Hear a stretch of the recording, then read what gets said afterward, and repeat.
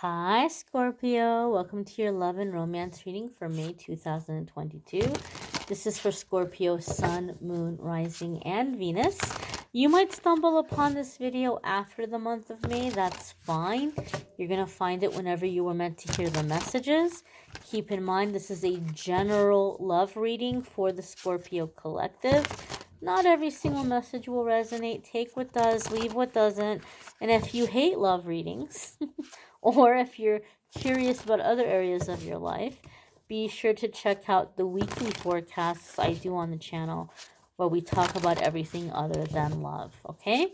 But this is the monthly love reading here, and we're going to see what is coming up for Scorpio, Sun, Moon, Rising, and Venus. Let's get right on into it, my darlings.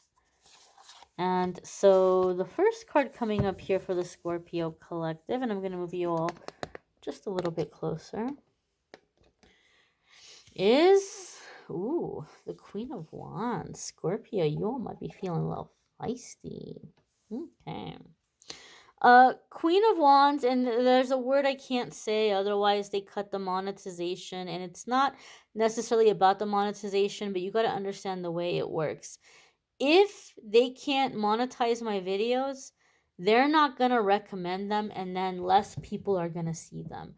And so I want to try, my algorithm is already really suffering. So I want people to see the videos. So there's some words I avoid saying. It's not that I'm scared.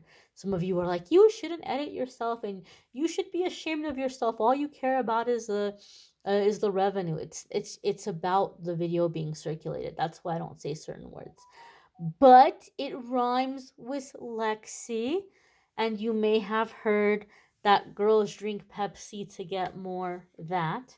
And so some of you might be, it's so ridiculous that I can't say it. And some of you might be feeling in that kind of feisty energy. You might be feeling yourself. You might be feeling good. Some of you are feeling fiery. There could be some unblocking or clearing happening in your root chakra that's causing you to want to be in that energy. And maybe some of you have been taking a break from that energy for a really long time. And so you might be getting your fire back. Okay? Another thing about the Queen of Wands. The Queen of Wands comes up for me a lot of the times in readings when you start to realize what you bring to the table and you start to realize how much other people benefit from having you around. And in the past, when you've tried to speak up or you've tried to ask for more or you've tried to lay down a boundary, you've dealt with people who are just like, oh, no, it's fine, it's fine. Or they try to stroke your ego. Oh, Scorpio, I wish I could and I would be so lost without you, but I can't because of this and I can't because of that. Queen of Wands is tired of that. She doesn't want to hear it. She knows what she deserves and she's not going to settle for less, okay? And this is not about like material things, because I feel with the Queen of Wands, a lot of you Scorpios are getting a good handle on your finances and a good handle on like your career or your goals. So it's not like you're looking for somebody who's gonna like, come in and be sugar mama or sugar daddy. In fact, I feel a lot of you Scorpios, even if you did find someone with a ton of money, you would prefer to work because then you feel safer, you feel more secure. Like if this person doesn't act right, I can bounce. I'm not going to be stuck here, right? So with this Queen of Wands, I feel like it's more about the way you're being treated. Like you're not going to handle disrespect. You're not going to handle being spoken to in a bad way.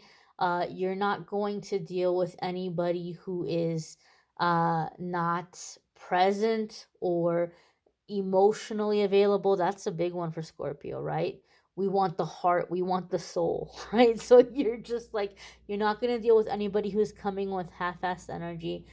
And the Queen of Wands also makes me feel like you're not going to settle for like mediocre or boring or bland uh, bedroom interactions. Like you know what you like and you're not going to settle in that way. You're not going to go backwards in that way, right? You're like, this is an important part of the relationship, and you know, if this isn't here, then you know, I could just be friends with that person, but I'm not going to take myself off the market. I'm not going to, you know, be in a committed relationship with somebody if that aspect is not being served, if that area is not being satisfied.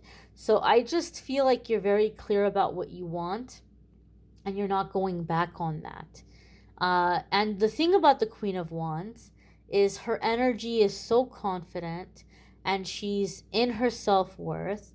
And she has this drive and this focus to where she manifests what she's going after very quickly, right? So some of you may be manifesting some things in your love life very quickly in May, and someone that you're viewing to be an upgrade.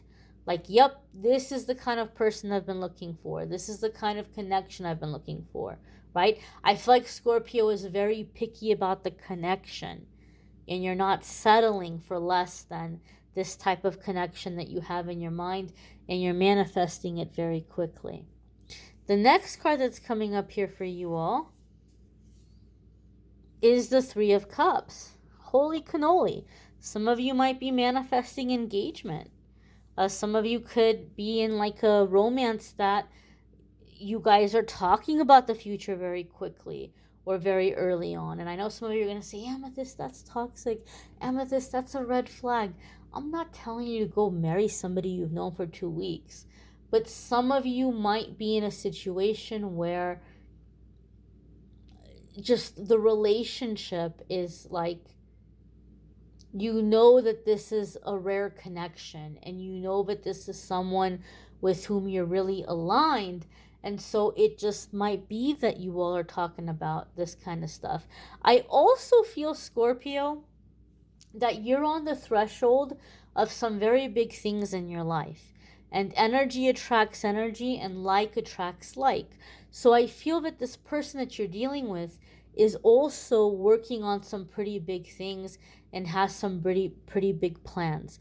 And that is kind of why the Three of Cups is coming up here, is that like you all don't want to waste time and you all are trying to make sure that you're on the same page and that neither one of you is having to sacrifice or compromise, but you know, finding ways that this relationship can work, finding ways that you know, you can move forward and have a secure future together, right? There could be things coming up in terms of, like, you know, for example, those of you who are of the age of having children, some of you are past that, or you know for sure you don't want kids, right? So it could be here that this person might say, well, I have these goals and these ambitions, and you have these goals and you have these ambitions. Where do children fall into this? Are we going to have kids? Are we not going to have kids? When would be a good time to have kids if we're going to have kids, depending on your career goals or your ambitions. There could be issues here in terms of where to live. Maybe somebody is preparing to relocate. And so for this reason, because of these big changes and these big plans, you guys are talking about the future. Like, okay, like, what if this happens? Are you going to be okay with that? Or am I just dating you right now, and then that happens, and then you're like, oh, I don't want kids, but I do, but the other person wants kids, and then you guys are going to break up. Or somebody has to relocate, and another one's like, I don't want to go live there, and then you guys break up.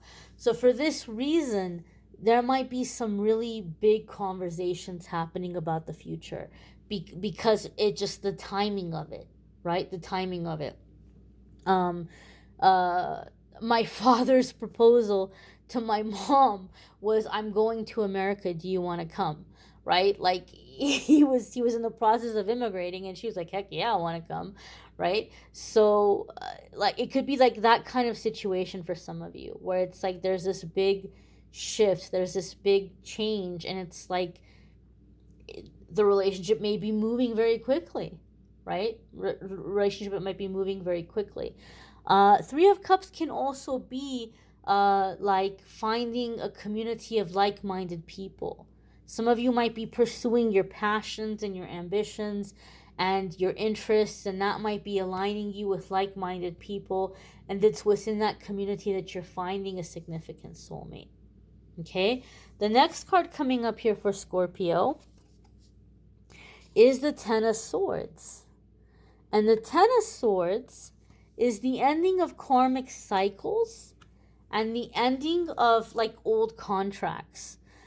This could also be the ending of previous relationships. Okay. Ten of Swords can also be coming into a time of sobriety. Okay. So maybe there could be certain things that you have been doing to self-medicate, and you may be dealing with a person who has their own ways of self-medicating, and you all may be coming together and being like, okay, well, you know, we have to avoid these triggers and we have to live a certain kind of lifestyle together.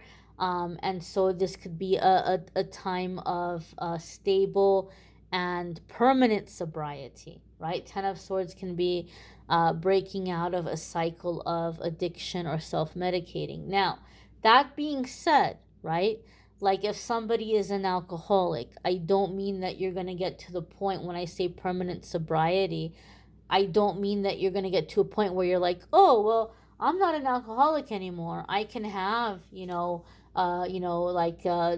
two beers and stop at 2 beers, or 1 beer and stop at 1 beer. No, that's not what I mean. You're still going to have to avoid the substance. You're still going to have to avoid the thing that you've been using to self-medicate, but you're going to have it down really well, in a way where you're not struggling to maintain that sobriety, because you're just doing very much on autopilot the things that need to be done to keep you from being triggered and to keep you from reaching for those vices, right? And so as a couple, this could be something that some of you are working towards together. I do feel here, and some of you are not going to like what I'm about to say.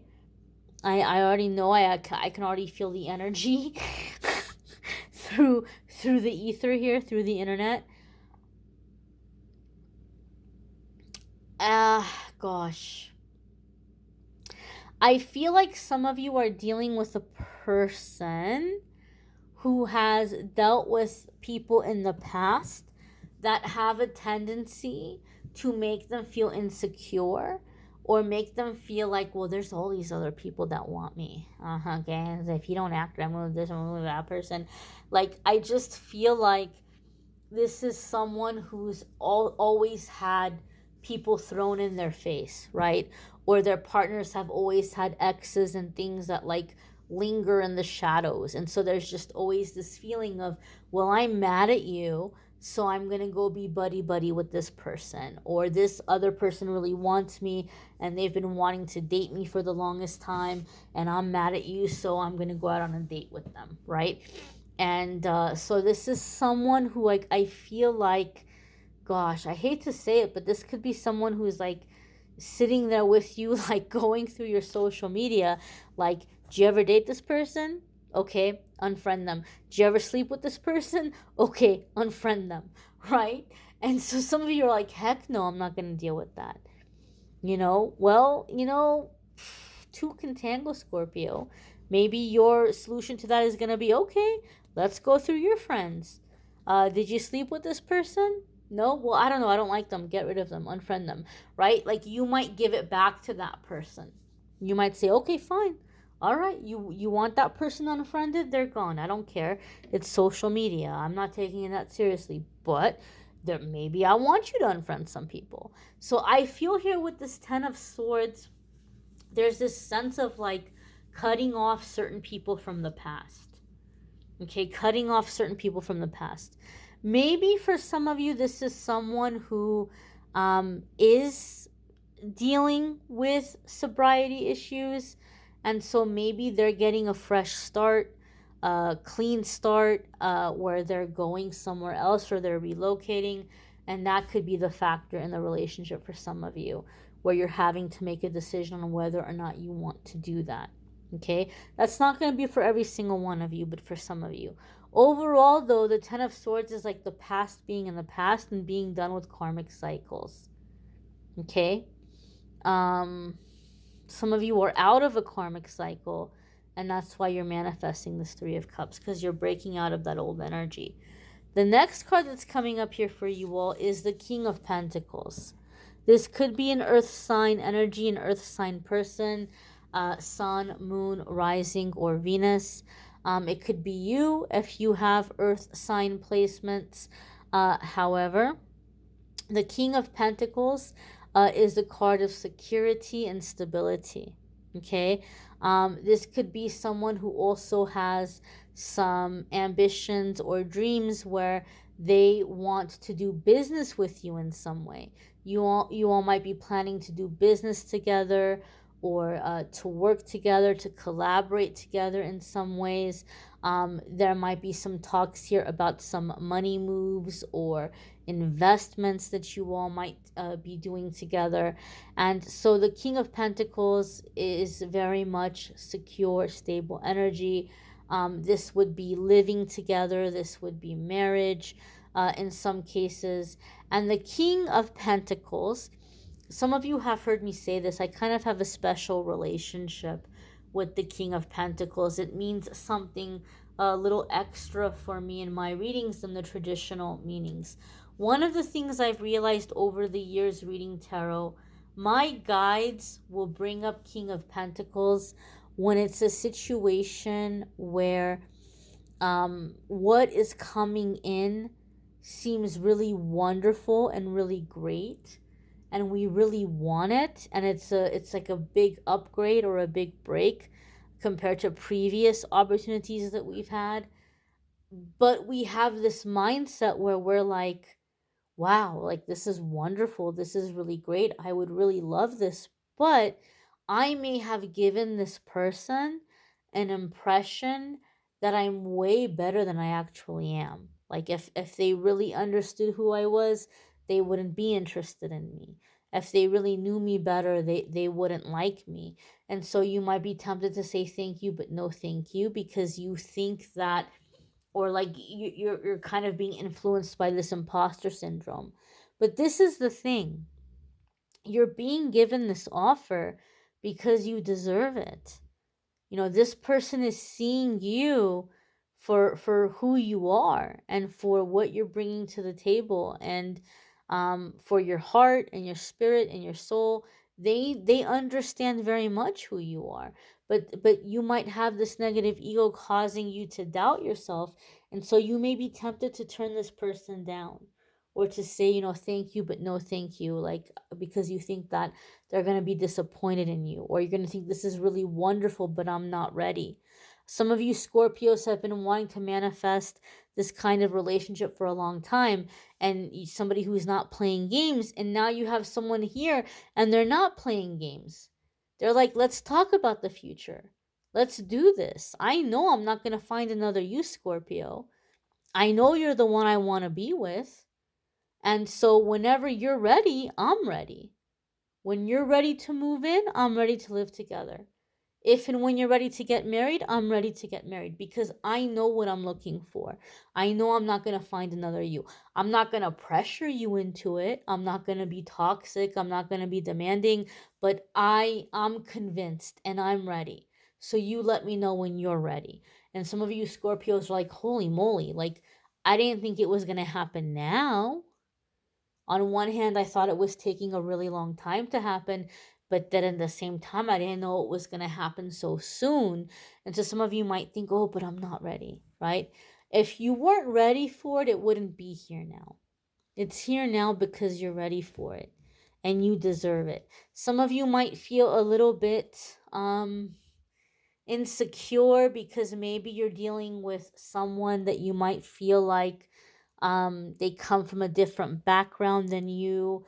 You might feel like their family is more established than your family, or you might feel like they have like higher level of education, or there could be a difference in class here.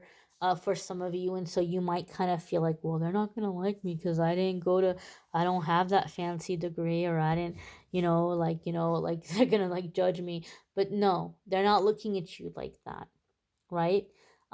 Like attracts like, and energy attracts energy, right? So you're there because you deserve to be there. You're not less than anybody. Okay. And so this could be something that some of you need to get over, this imposter syndrome, or this like fear of not being good enough, or just like, oh, I thought, I didn't know it was going to happen now, right? Well, it's happening now. It's happening now. Your person is here for a lot of you. You may want to check out your moon sign, your rising sign, your Venus sign.